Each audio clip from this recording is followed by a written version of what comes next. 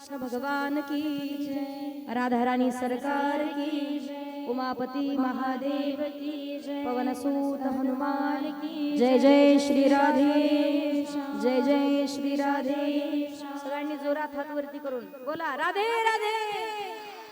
गोपाल कृष्ण भगवान की।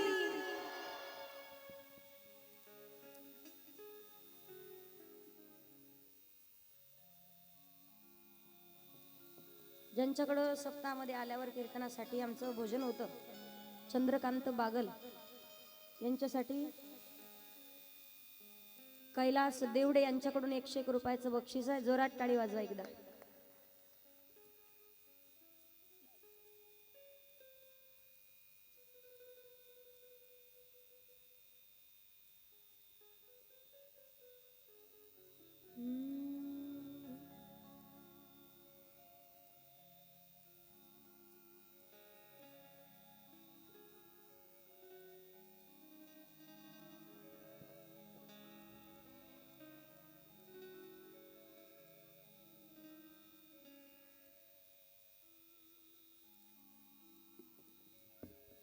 आमचे गुरुजी शरद महाराज देवडे आणि दादा ज्ञानेश्वर दादा देवडे यांच्या फोडीसाठी नानाकडून 400 रुपयाचं बक्षीस दिले। दोघाला 200 200 द्या पण गुरुजी त्यांच्या।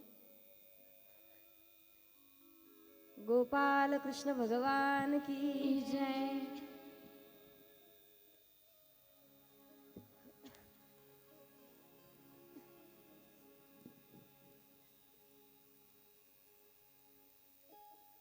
अर्थार्जनासाठी ध्रुव बाळाची सुंदर अशी कथा सांगितलेली आहे।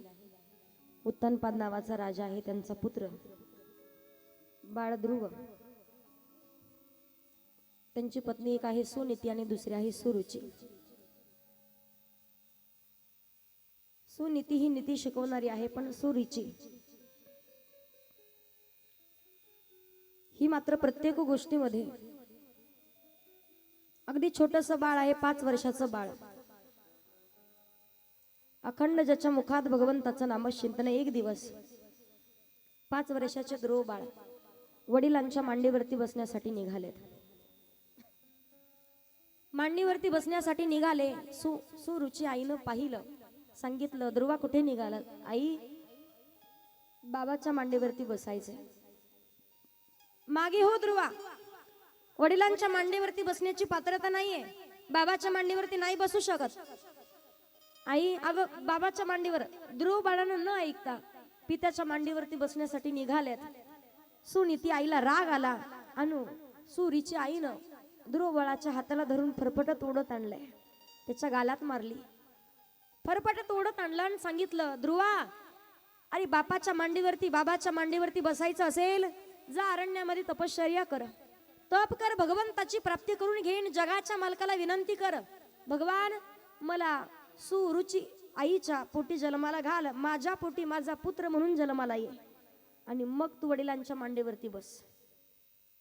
ध्रुव बाळाला मारलेलं वेदना होऊ लागल्यात। सुनीती आईकडे आली, आई बाबांच्या मांडीवरती बसणं चूक आहे का? काय चुकी आहे माझी? वडिलांच्या मांडीवरती बसणं खूप मोठा गुन्हा आहे का? आई बाबाच्या मांडीवरती बसण्यासाठी निघालो होतो, पण सुरुची आईनं फरफटत ओढत आणलं ग, माझ्या गालात मारली।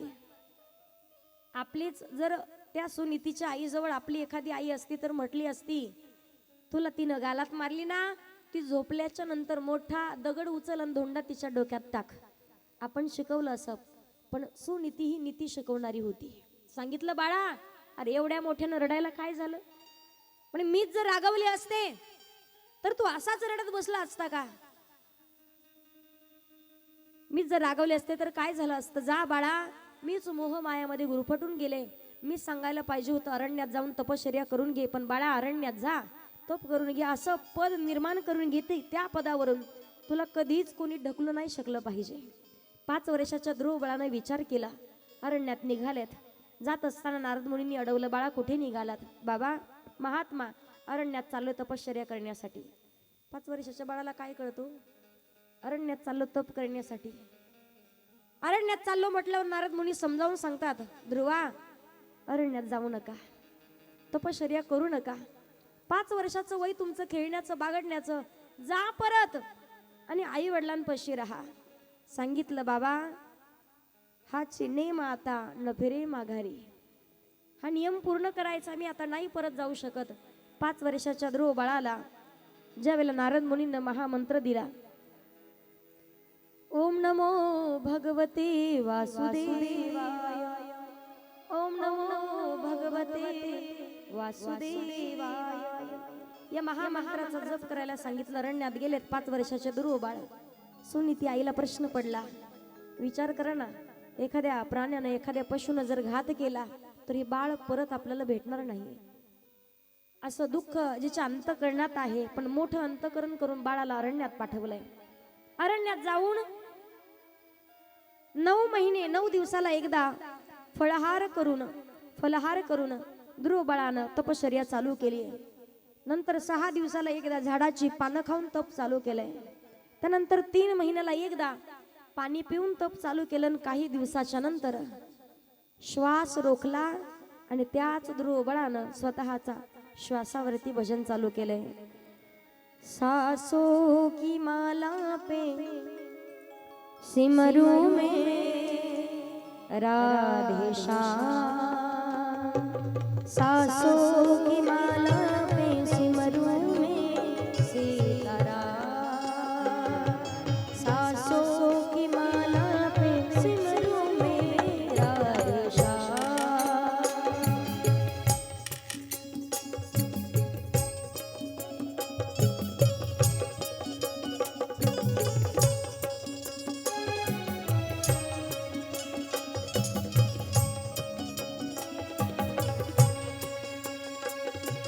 प्रेम की रंग में ऐसी डूबी, प्रेम की रंग में ऐसी डूबी, बन गया एक हीरो, बन गया एक हीरो. प्रेम की माला जपते जपते आप बनी मैं शाम, प्रेम की माला जपते जपते आप बनी मैं शाम.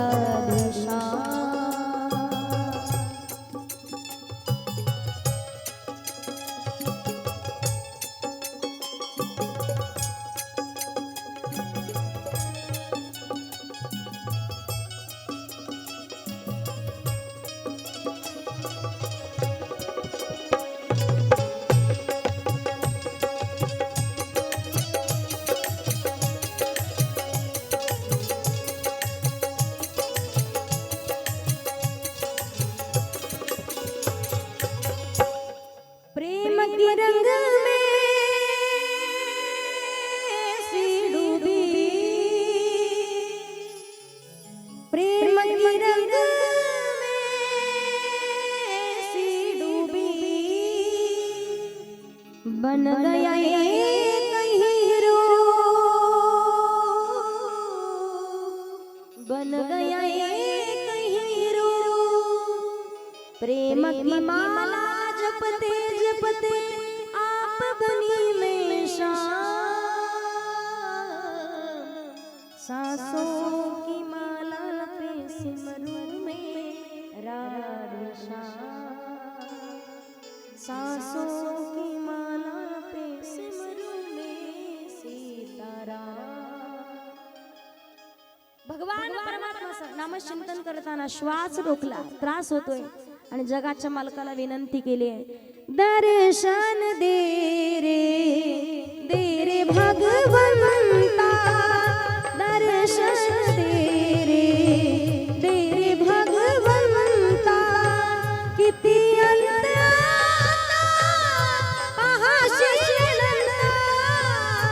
किती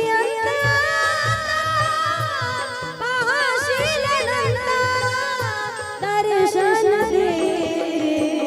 दे रे भगवंता.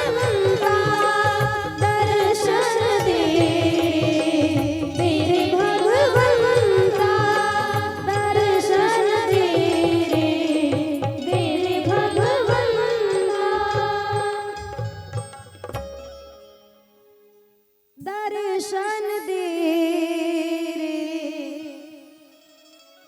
दे रे भगवंता. भगवान परमात्माचं नामचिंतन केलं. जगाच्या मालकानं तो टाव फोडलेला ऐकला. श्वास रोखल्याच्या नंतर सर्व देव देवतांना श्वास घेण्यासाठी त्रास होतोय. भगवान परमात्माच्या हर्त हाक मारली तेव्हा ब्रह्मदेव नारद मुनी सांगतात, भगवान तुमचाच एक भक्त प्रल्हाद 5 वर्षाचा ध्रुव बाळ अखंड तुमचं नामचिंतन करत असताना त्यानं श्वास रोखला. म्हणून ध्रुव बाळाचं रक्षण करण्यासाठी भगवान परमात्मा धावून आले, प्रगट झाले. देवाची स्तुती केली. भगवान परमात्मानं स्तुती ऐकून ज्या वेळेला प्रश्न केला, ध्रुवा काय मागायचं असेल तर ते माग. सांगितलं, भगवान तुमचं रूप पाहायचं होतं, काहीच नाही मागायचं. पण लक्षात आलं 5 वर्षाच्या ध्रुव बाळाला बोलता येईना. कपोल नावाचा शंख घालायला लावला. जगाच्या मालकाकडे विनंती करतात, मला काहीच नको देवा. सांगितलं, नाही ध्रुवा, ज्या गोष्टीसाठी ज्या पदासाठी तू तपश्चर्या केली बस ती तुला देतो. असा अढळ पद देतो की त्या पदावरून कधीच तुला कोणी ढकलून देऊ शकलं नाही पाहिजे. म्हणून 36 वर्ष ध्रुव बाळानं राज्य केलं. यक्षाच्या हातने एक दिवस उत्तमाचा मृत्यू झाला. ध्रुवाला राग आला म्हणून यक्षाचा पूर्ण वंश संपवायचा या उद्देशानं ध्रुव निघाला. कुबेरायन सांगतात, ध्रुवा अरे प्रत्येक व्यक्तीचं मरण हे काहीतरी कारणास्तव आहे. आपण सांगताना ताई वाटलं नव्हतं जाईल, फक्त पायाला एक फोड येण्याचं निमित्त झालं. कोणी कोणी सांगतं फक्त ताप येण्याचं निमित्त झालं. निमित्त कोणतंही असू शकतं, पण कोण कधी जाईल सांगता येत नाही. सांगितलं, माणसाचं आयुष्य आहे जिंदगी एक किराए का घर है, एक न एक दिन बदलना पड़ेगा. मौत जब तुझको आवाज देगी, मौत जब तुझको आवाज देगी, घर से बाहर निकलना पड़ेगा. मौत जब तुझको आवाज देगी, घर से बाहर निकलना पड़ेगा.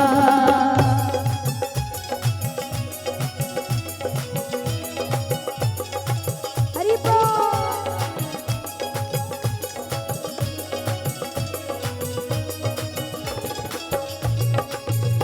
इतना मासूम हो जाएगा, इतना मजबूर हो जाएगा तू, इतना मासूम हो जाएगा तू,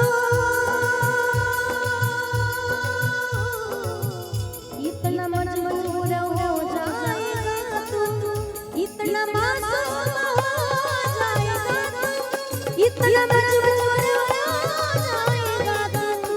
छोड़कर अपनी ऊंची हवेली, छोड़कर अपनी ऊंची हवेली, एक पल में बदलना पड़ेगा. घर से बाहर निकलना पड़ेगा, घर से बाहर निकलना पड़ेगा.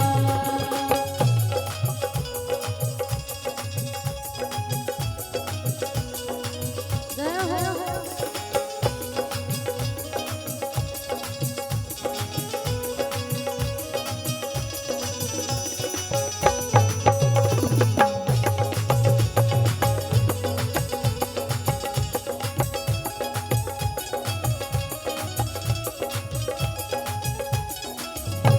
हरि बोल.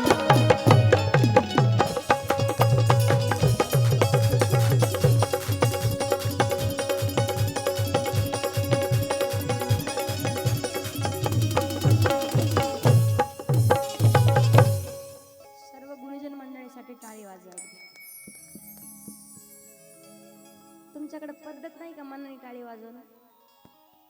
अशा उदास होऊन पाहते. आता काय उपयोगी सांग काम्यासारखं नाही. असं वाटतं अख्ख्या गावाचं कर्ज तुमच्यावरच काय. काय टेन्शन घ्यायचं नाही, असू द्या कर्ज. ज्याच्यावर कर्ज तोच खरा मरत. फक्त काढू नका.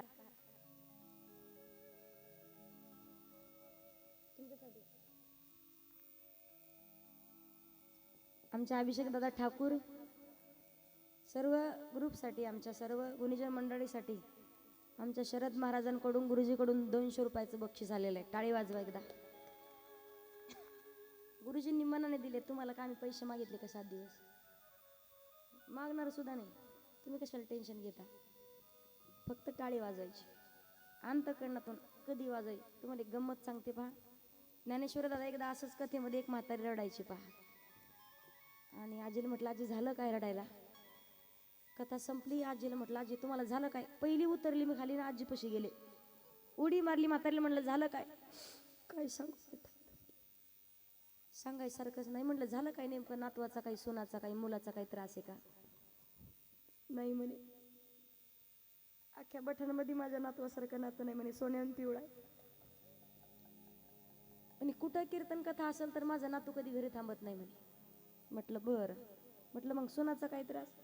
3 पिढ्या झालं म्हणे ताई, तेल मीठ शेंगदाणे याशिवाय काहीच विकत आणत नाही. म्हटलं भाजीपाला रोज राधा काचे वांगे, तिचे दोडके, तिचे भोपळे रोज चोरून आणती म्हणली माझी. म्हणलं मालकाचा काय त्रास? त्याची काय टप्परी म्हणली मला त्रास आहे.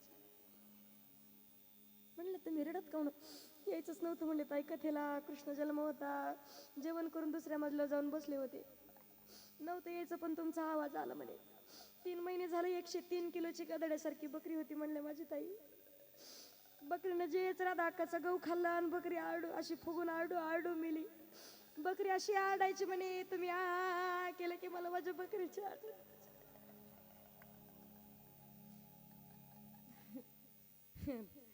तशी कोणाची बकरी नाही मेली तुमची, असं मला फक्त सांगायचंय. आवडलंच कधी तर टाळे वाजत जा. गोपाल कृष्ण भगवान की जय.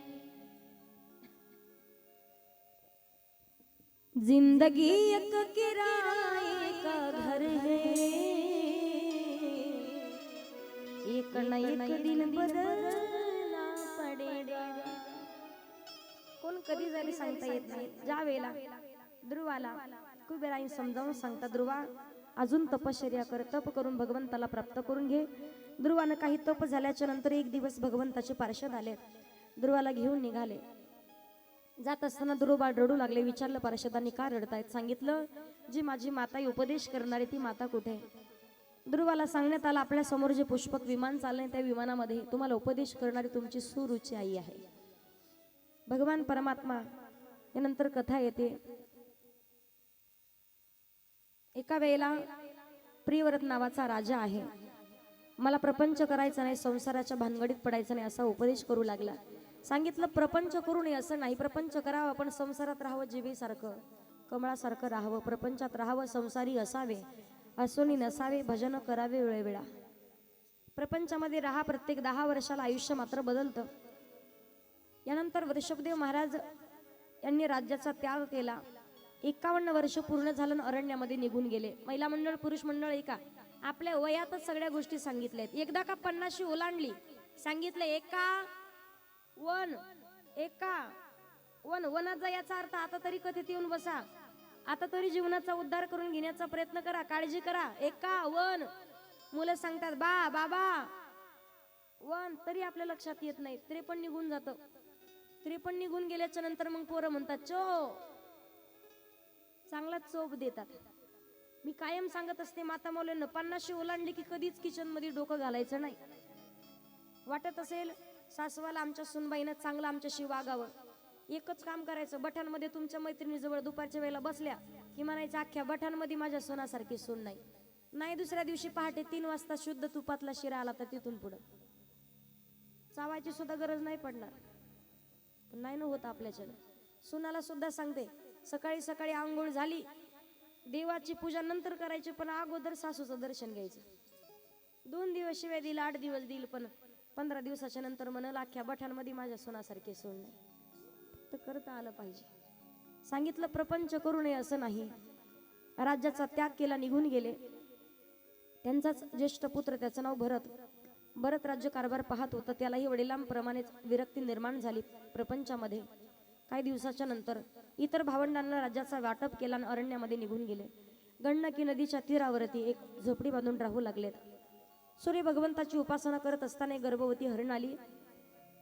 गर्भवती हरणीनं वाघाची डरकाळी ऐकली, वाघाचा आवाज ऐकला. त्या हरणीनं छलांग मारली पाण्यातून. जशी छलांग मारली तसाच तो गर्भ पाण्यात पडला. तो या भरतानं पाहिला. त्या हरणाला, त्या छोट्याशा पिलाला, पाडसाला घेऊन घरी आला. झोपडीवरती लहानाचा मोठा केला. काही कालांतराच्या नंतर सूर्य भगवंत सूर्य नमस्कार करण्यासाठी गंडकी नदीमध्ये त्या पात्रात स्नान करण्यासाठी भरत निघून गेले. आणि इकडे एक हरणाचा कळप आला, हरण निघून गेलं.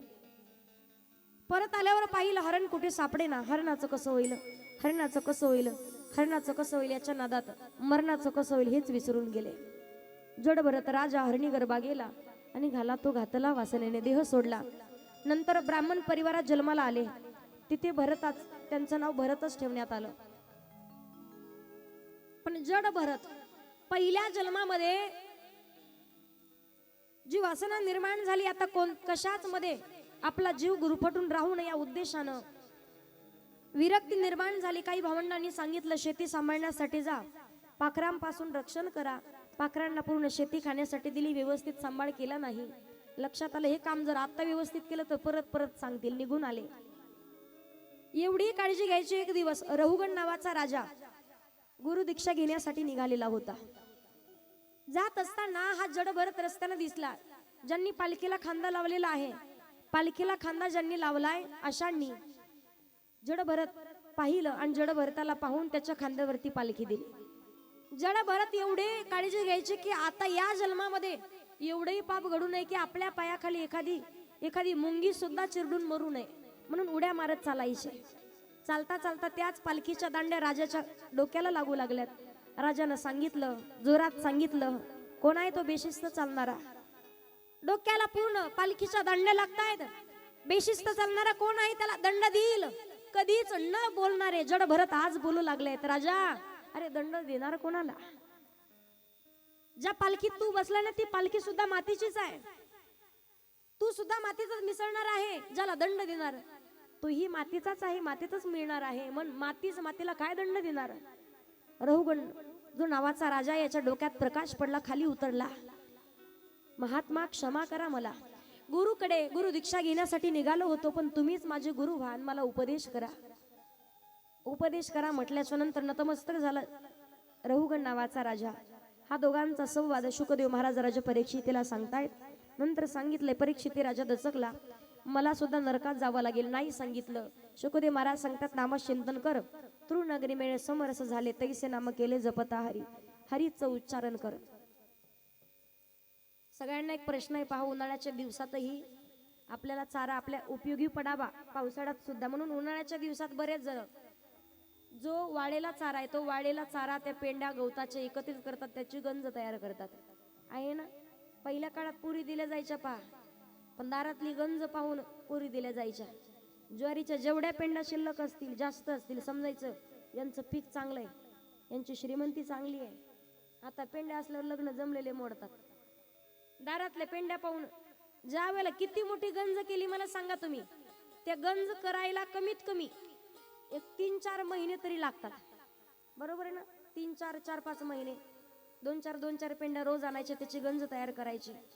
माझा सगळ्याला प्रश्न आहे, जी गवताची गंज करण्यासाठी 4 महिने लागतात, तीच गवताची गंज जाळण्यासाठी किती रॉकेलचे डबे, किती महिने लागतात आणि किती काड्याचे पेटे लागतात?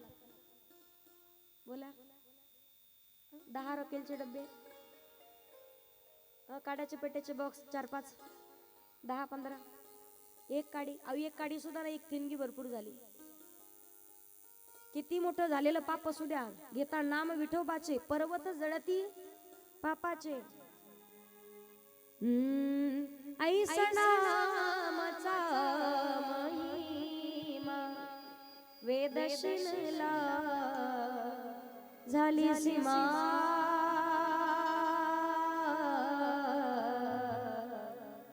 घेता नाम विठोबाचे,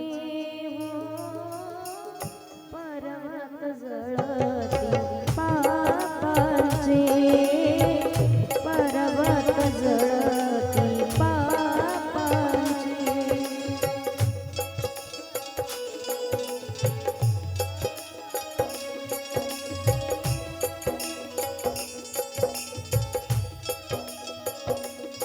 ऐसा नामचा महिमा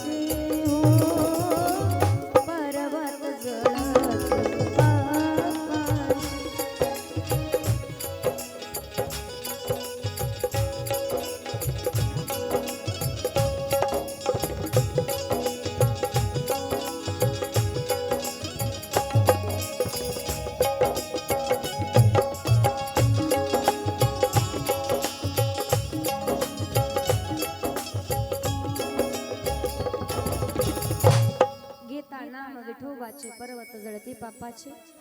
देवाचं नाम मुखात यायला पहिल्या काळात नावं सुद्धा तशी ठेवली जायची पहा. आता नावं जरी राम ठेवलं तुम्ही राम म्हणता का?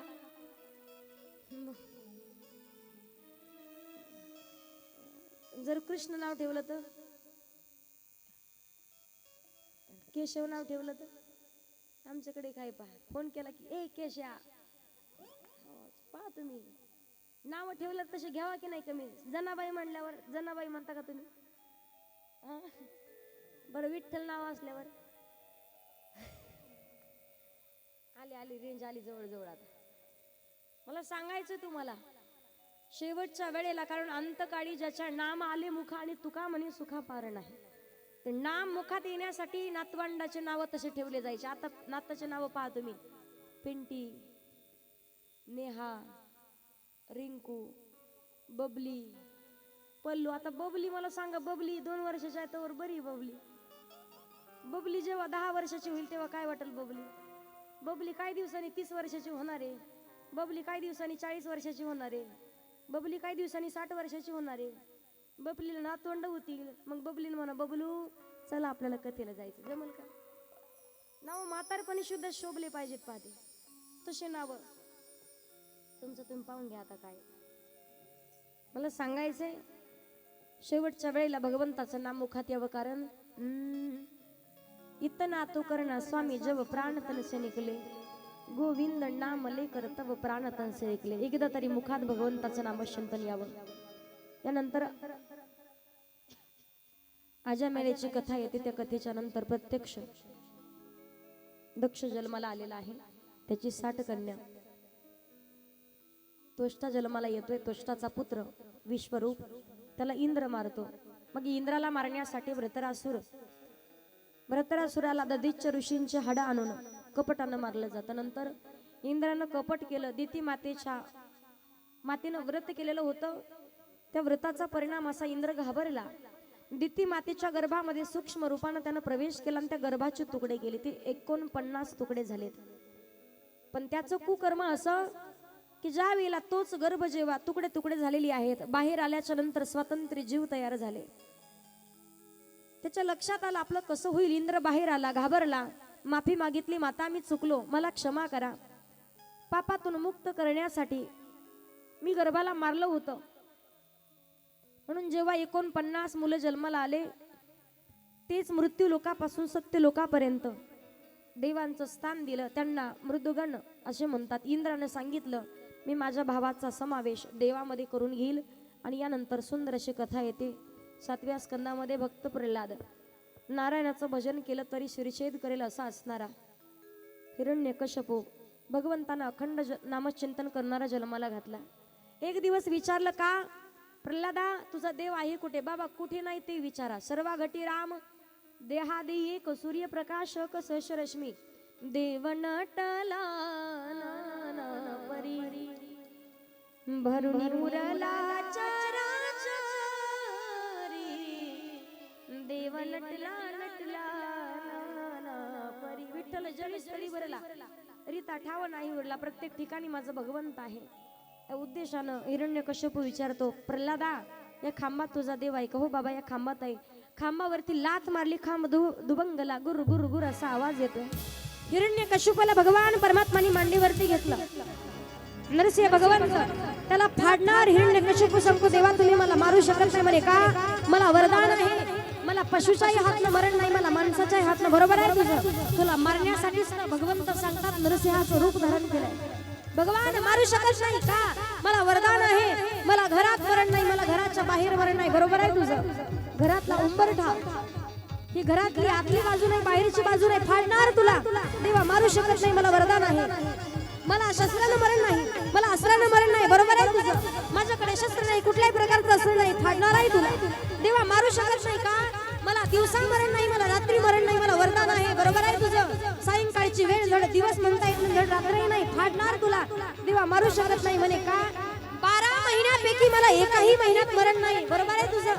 नरसिंह भगवंत सांगतात अरे खास करून तुला तर मारण्यासाठी हा 12 महिन्यापैकी एकही महिना नसेल नसून 13वा महिना अधिक मास तुला फाडणार आहे. भगवान परमात्माने नख घातली, ज्या वेळेला फाडतात सर्व देव देवता जयकार करतात. बोलिये नरसिंह भगवान की जय, गोपाल कृष्ण भगवान की जय. भगवान परमात्माने नरसिंह भगवंताने हिरण्यकशिपूला फाडलं. रुद्र रूप धारण केलेलं होतं. प्रश्न पडला नारद मुनींना, देवाचं ही रूप शांत करण्यासाठी काय करावं लागेल? सांगितलं नारद मुनी तुम्ही जा. नारदजी म्हणतात आपण जाऊ शकत नाही, कधी कोणाचा घात होईल सांगता येत नाही. ब्रह्मदेवाला सांगितलं, ब्रह्मदेवाने नकार दिला. मग म्हटली लक्ष्मी मातेला पाठवू. लक्ष्मी माता सुंदर श्रृंगार करून निघाल्या. जगाच्या मालकाचं भगवंताचं ते रुद्र रूप पाहिलं आणि परत फिरल्या म्हणे ही आपली ताकद नाही. मग ज्याच्यासाठी रूप धारण केलं त्यालाच पाठवा. भक्त प्रल्हाद आला, भगवंताच्या मांडीवरती देण्यात आलं. देवाचं रूप शांत झालं. अजून सुद्धा भगवान परमात्मा त्याच हिरण्यकशिपूच्या पोटामध्ये आतडे चाचपून पाहिजे. नारदजी विचारतात देव काय शोधताय? नारद मुनी अखंड भजन करणारा श्रेष्ठ भक्त प्रल्हादासारखा पुत्र याच्या पोटातूनच जन्म घेतलाय ना. अजून एखादा प्रल्हादासारखा जन्म एखादा पुत्र आहे का? की त्याच्या आतड्यात पाहतो. भगवान परमात्माचा अखंड नामचिंतन कंठामध्ये आहे. नंतर भगवंताच्या हरिरूपाची कथा येते. हरिरूपाची कथा म्हणून हरीचं चिंतन, हरि उच्चारण अनंत पापराशी जातील. या शिक्षण मात्रे तृणगरी मेळे समरस झाले तैसे नाम केले जपता हरी. मग त्या हरीचं उच्चारण करायचे. सर्वांनी हात वरती घ्या. तुमचं लक्ष आहे की नाही आपण चेक करू. समजून घ्यायचं. माझ्या सोबत जर टाळी वाजवली, लक्ष देऊ नये का, माझ्या सोबत जर तुमची टाळी वाजली तर मी समजणार तुमचं मन इथं आहे. आणि माझ्या सोबत जर टाळी वाजली नाही तर समजून घ्यायचं की तुम्ही घरी जाऊन गुलाबजाम खाऊन आले. सगळ्यांनी माझ्या सोबत टाळी वाजवायची. हा, हात वरती महिला मंडळ, टेन्शन घेऊ नका. सोबत सोबत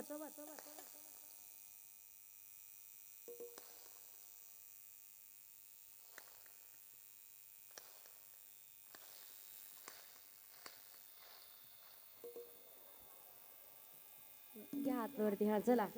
हरी हरी हरी हरी हरी हरी हरी हरी हरी बोल, हरी बोल, हरी बोल, हरी हरी हरी हरी हरी हरी हरी हरी हरी बोल, हरी बोल, हरी बोल. जय हो. धनरेशन भाग्यरेषा वाढती. सगळ्यांनी हात वरती घ्यायचे. टाळी वाजवा, टाळी. हृदय विकार कोणाला होणार नाही.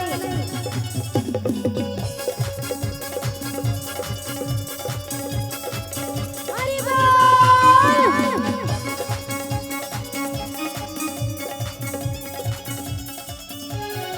केशव माधव गोविंद. टाळी टाळी. केशव माधव गोविंद बोल, केशव माधव गोविंद बोल. हरी हरी हरी हरी हरी हरी हरी हरी बोल, हरी बोल, हरी बोल, हरी हरी हरी हरी हरी हरी हरी हरी बोल, हरी बोल, हरी बोल. गोपाल कृष्ण भगवान की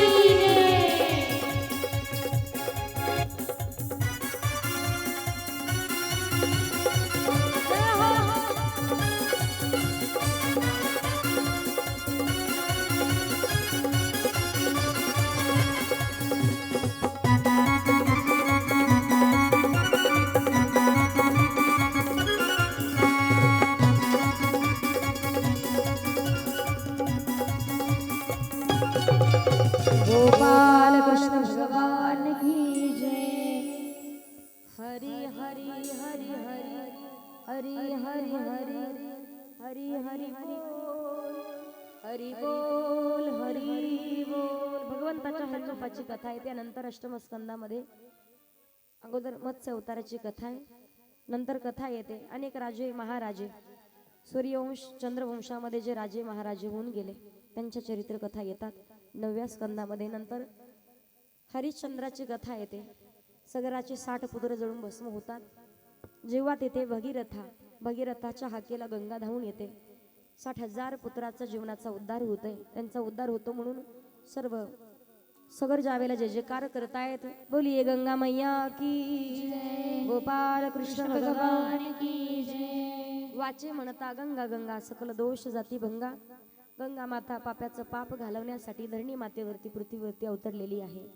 नंतर खटवांग नावाचा राजा दीर्घबाहू, त्याचा पुत्र रघु, आज याचे पुत्र दशरथ, दशरथाचे 4 मुलं राम, लक्ष्मण, भरत आणि शत्रुघ्न. भागवत कथेमध्ये सुद्धा एक श्लोक सांगितला जातो. आदो राम तपो वना दिगमनम मृदुग कांचनम विदेही हरणम जटायु मरणम सुग्रीव संभाषणम वाली नीर तरणम समुद्र तरणम लंकादिपुरी दाहनम तत्पश्चात रावण कुंभकर्णम एतद्दी रामायणम. एका श्लोकामध्ये रामायण सांगितलं जातं. राम म्हणजे जीवनाची सुरुवात आणि राम म्हणजे जीवनाची सांगत आहे. आणि यानंतर चंद्रवंशाची कथा येते. चंद्रवंशामध्ये भगवान परमात्मा गोपाल कृष्ण यांचा जन्म होतोय. उग्रसेन नावाचा राजा आहे. या राजानं त्याचा पुत्र, त्याचा मुलगा आहे कंस. कंसानं स्वतः स्वयं घोषित राजा होण्यासाठी स्वतःच्या पित्याला म्हणजे उग्रसेन नावाच्या राजाला कारागृहामध्ये बंदीशाळेत डांबून ठेवलं. बंदीशाळेत ठेवल्याच्या नंतर जे लोकांच्या मध्ये वाईट भावना, वाईट विचार होते, विचार केला. कंसाने विचार केला की लोकांच्या मनातून ही वाईट बुद्धी काढून टाकण्यासाठी स्वतःची चुलत बहीण, तिचं नाव देवकी, देवकीचं लग्न अति उत्साहात करण्याचं ठरवलं. 1 महिन्यापासून लग्नाची तयारी चालू होती आणि बहिणीच्या लग्नात भाऊ सहभागी होत असतो. भावाला फार आनंद होतो. प्रत्येक कामं करावी लागतात. प्रत्येक गोष्टीमध्ये काय आणायचं, काय घ्यायचं, काय द्यायचं, सगळ्या गोष्टी भावाला पाहावं लागतात. म्हणून भावानं विचार केला. कंसानं अति उत्साहात लग्नाची तयारी 1 महिन्यापासून अगदी घराला फुलांची तोरणं बांधलेली आहेत. कोणी घराच्या समोर रांगोळी काढल्यात, आनंदाची वाद्य वाजू लागली आहेत, कोणी तोरणं बांधली आहेत. एक दिवस पूर्ण मथुरेमध्ये प्रत्येक स्त्रीला वाटायचं भाऊ भेटावा तो कंसासारखा. देवकीचं लग्न किती उत्साहात पार पडतंय, भाऊ असावा कंसासारखा. एक दिवस वसुदेव आणि देवकी यांचं लग्न सोहळा आनंदात पार पडतोय. कंसानं सांगितलं वसुदेवांना, माझ्या बहिणीला सासरी सोडण्यासाठी मी स्वतः रथाचं सारथ्य पण करणार. मी स्वतः रथ घेऊन स्वतः सारथ्य पण करून माझ्या बहिणीला सासरी सोडण्यासाठी येणार. लग्न लागलंय. रथामध्ये कंस, देवकी माता आणि वसुदेवांना घेऊन निघाला. मथुरेवरून काही अंतरावरती आल्यावर आकाशवाणी झाली. सांगितलं कंसा, रथात ज्या देवकीला तू घेऊन चाललायस ना, तिच्याच पोटी 8वा पुत्र तुझा काळ म्हणून जन्माला येणार आहे. त्या क्षणाला कंसाने मेनातून तलवार काढली, मानेवरती वार करणार. वसुदेवांनी हात जोडले. कंसा, अरे तुझ्यासारख्या शूराला, तुझ्यासारख्या वीराला श्री हत्या करणं शोभा देत नाही. श्री हत्या करणं कित्येक ब्राह्मणांची हत्या करण्याचं पातक लागतंय. सगळ्यात मोठं पातक आहे. आमच्या पोटी जन्माला आलेली सर्व पुत्र तुला देऊ. देवकीची चूक नाही, तिच्या पोटी जन्माला येणारा पुत्र तुझा काळ आहे. आम्हाला कारागृहात डांबून ठेव. कारागृहामध्ये बंदीशाळेत ठेवलं. कारागृहात ठेवल्याच्या नंतर पहिला पुत्र जन्माला आला. देवकी मातेने त्याला कवटाळून घेतलंय. 9 महिने 9 दिवस पोटात सांभाळलेला होता. पण वसुदेव मात्र शब्दाला जागणारे होते. रघुकुल रीत सदा चली आई, प्राण जाय पर वचन न जाय. शब्दाला जागे राहत होते, शब्द सांभाळायचे. वसुदेवाने तो पुत्र घेतला आणि कंसाकडे घेऊन निघाले. कंसाकडे ते छोटस बाळ दिलं. किलकिले डोळे करून ते छोट्याशा बालकांनी पाहिलं. कंसाचं राक्षसीय प्रवृत्तीचा असणारा त्याचं सुद्धा अंतःकरण गहीवरून आलं, द्रवलं. कंसाने विचार केला, माझा काळ तर 8वा, या पहिल्यानं काय केलं माझं वाईट. जा घेऊन याला. शिपायाच्याकडे स्वाधीन केलं. परत घेऊन निघाले. नारद मुनी विचार करतात, ज्यानं स्वतःच्या बापाला कारागृहात डांबून ठेवलंय, जगाचा मालक, त्यानं भगवान परमात्माच्या आई वडिलाला सुद्धा कारागृहात डांबून ठेवलंय. हा जर असा साधू महात्मा होत गेला तर याचा पापाचा घडा नाही लवकर भरणार. हरिभक्त परायण होण्याच्या अगोदर याचा नाश करावा सांगण्यासाठी गेले. कंसा, अरे 8व्याकडून मोजलं तर पहिला भरतोय 8वा, आणि पहिल्याकडून मोजलं तर 8वा. कोणता पहिला आणि कोणता 8वा? 8वा लक्षात नाही येणार. कंसाची ट्यूबलाईट पेटली, लक्षात आलं, लगेच निघाले. तड तड तड चालत आला. कारागृहाच्या अलीकडेच शिपायाच्या हातात तो बालक होता. दोन्ही पाय पकडले, गर गर गर गर आकाशात फिरवला आणि शिळेवरती आपटला. देवकी मातेच्या समोर त्या छोट्याशा बाळाच्या चिंधड्या झाल्या. जे आईनं 9 महिने 9 दिवस गोळा पोटात सांभाळलाय, त्या आईच्या समोर एखादा बाळ जर मृत्युमुखी पडत असेल, मृत्युमुखी पडला, तो बाळ पाहिला, देवकीचं अंतकरण गहिवरून आला. हंबरडा फोडून धाई मोकळून रडू लागली. माझा पुत्र, माझा बालक, नका ना त्याला मारू. पण देवकी मातेला लक्षात आलं, असा एक नाही अजून 7 जन्माला घालायचे, तेव्हा 8वा जन्माला येणार आहे. ज्या वेळेला देवकी मातेनं 6 पुत्र जन्माला घातले, 6 कंसानं मारले, 7वा योग मायेनं रोहिणी उदरी नेऊन घातला आणि 8वा भगवान परमात्माचं प्रागट्यकरण होणार आहे. अष्टमी तिथीला रात्री 12 वाजता भगवान परमात्मा प्रगट होणार.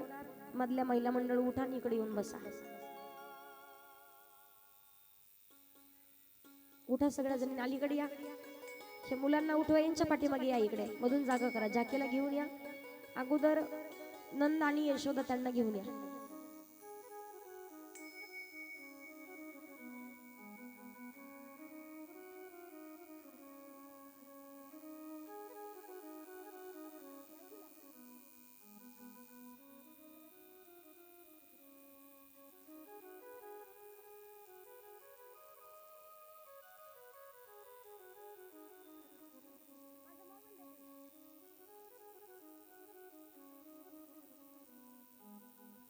अष्टमी तिथीला रात्री 12 वाजता भगवान परमात्मा प्रगट होणार आहेत. कथा आपण झाकी रूपात पाहणार आहोत. तत्पूर्वी सगळ्यांनी 2 मिनिट माझ्यासोबत भजन करायचं.